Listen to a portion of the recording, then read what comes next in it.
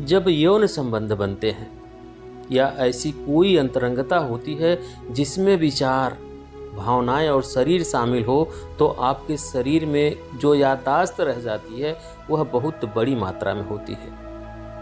इसलिए कहा गया है कि आपको इसे जितना हो सके उतना सरल रखना चाहिए।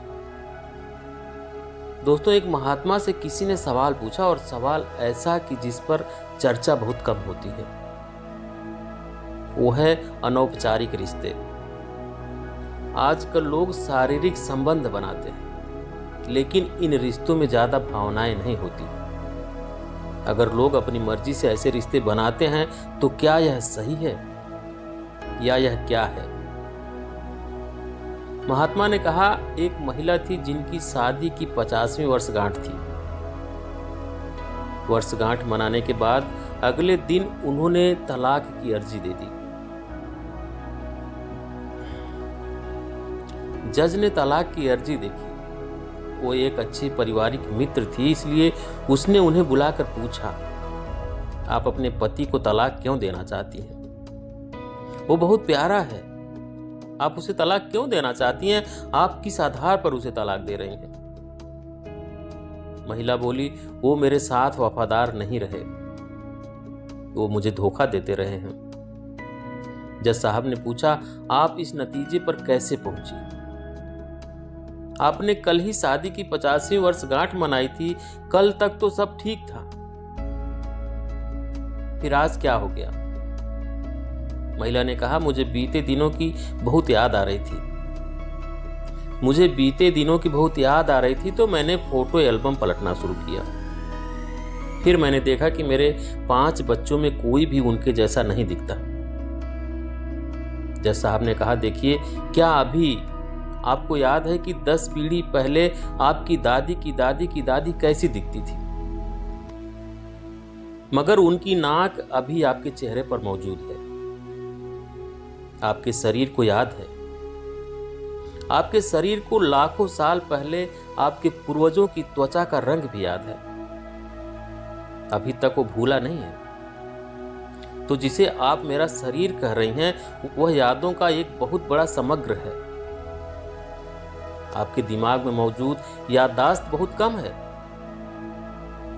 आपके शरीर में मौजूद याददाश्त, उसमें क्रमिक विकास की यादें हैं, जेनेटिक यादें हैं, कर्म की यादें हैं, व्यस्त और अव्यस्त स्तर की यादें हैं, ढेर सारी यादें हैं।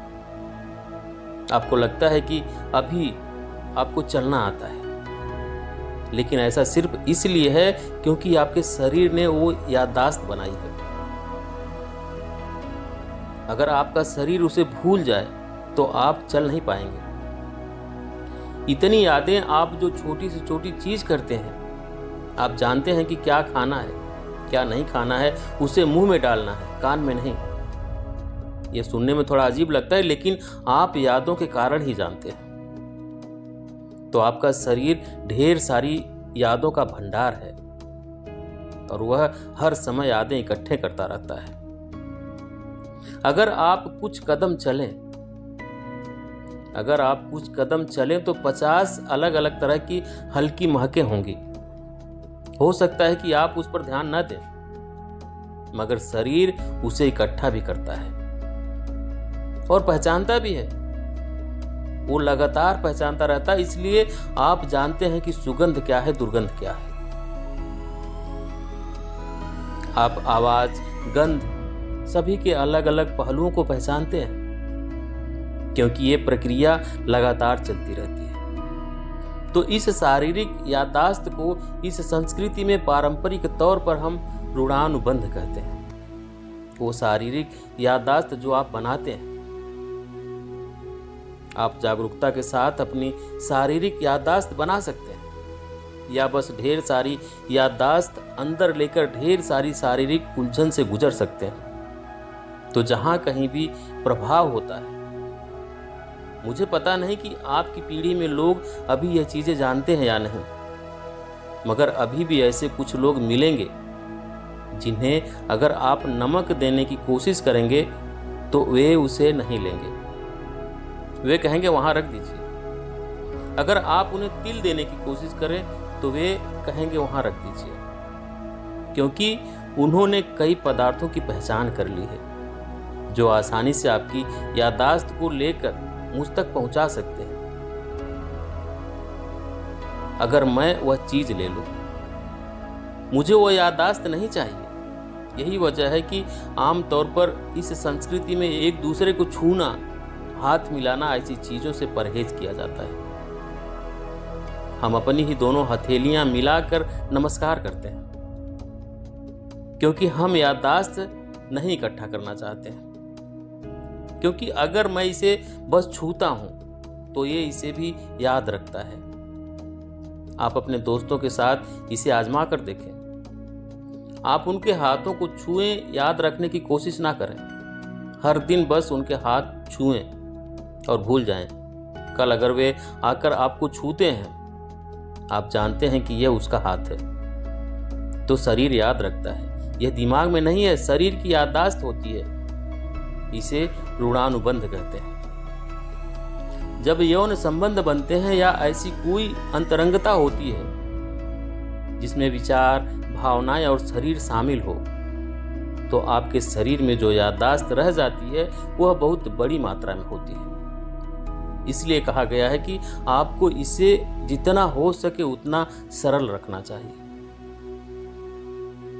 कुछ दूसरे पहलू हैं जहां कुछ तांत्रिक प्रक्रियाओं में ऐसी चीजें होती हैं। वे सालों तक खुद को तैयार करते हैं ताकि शरीर से इतनी दूरी बना ली जाए कि शरीर कहीं से कोई याददाश्त नहीं उठा पाए। इसे एक साधना की तरह किया जाता है, बेलगाम संभोग की तरह नहीं। तो सवाल नैतिकता का नहीं है, सवाल यह है कि आप अपने जीवन में अपने साथ क्या करना चाहते हैं। अगर आप इस तरह जीना चाहते हैं कि आपके जीवन में आपकी भीतरी बुद्धि सबसे प्रबल चीज हो, आपका भौतिक शरीर नहीं, तो आपको शरीर की याददाश्त को जितना हो सके उतना सरल रखना चाहिए। इसलिए सादा भोजन करें। लोग बिल्कुल सादा भोजन करते हैं। अभी आप दिन में एक बार भोजन करें और भोजन में सिर्फ एक चीज खाएं, 10 नहीं। दूसरी चीजें दूसरे दिन खा लो, मगर आज सिर्फ एक चीज खाओ। आप आजमा कर देखिए, सिर्फ मेरे कहने पर मत जाइए। आप इसको आजमाइए। खासकर जब आपकी परीक्षा का समय आता है, सादा भोजन कीजिए और देखिए कि उसमें कितना फर्क पड़ता है। आपकी बुद्धि कैसे काम करती है, आप कितना सतर्क रहते हैं, सब कुछ। तो आप खुद को क्या बनाना चाहते हैं? आप खुद को एक सेक्सुअल सुपरनोवा बनाना चाहते हैं या और कुछ? ज्यादा हो सकता है, उनके ऊपर है, मगर आप अपने जीवन के साथ क्या करना चाहते हैं, यह आपको तय करना होगा। अगर आपने यह तय किया है तो यह बहुत महत्वपूर्ण है कि आप अनजाने में भारी मात्रा में यादें ना इकट्ठा करें, क्योंकि बाद में आप देखेंगे कि आपके लिए शांत और खुश रहना बहुत मुश्किल होगा, चाहे कुछ भी अच्छा हो रहा हो, क्योंकि शरीर में उलझन भरी यादें मौजूद हैं। जब इसी प्रकृति का कुछ और आता है तो शरीर में उलझन भरी उथल पुथल होने लगती है। शायद आपके दिमाग में यह ना आए, यह सिर्फ शारीरिक रूप से होता रहेगा। तो ये चुनाव आपको करना है। यह नैतिकता का सवाल नहीं है, यह सवाल है समझदारी से जीने का।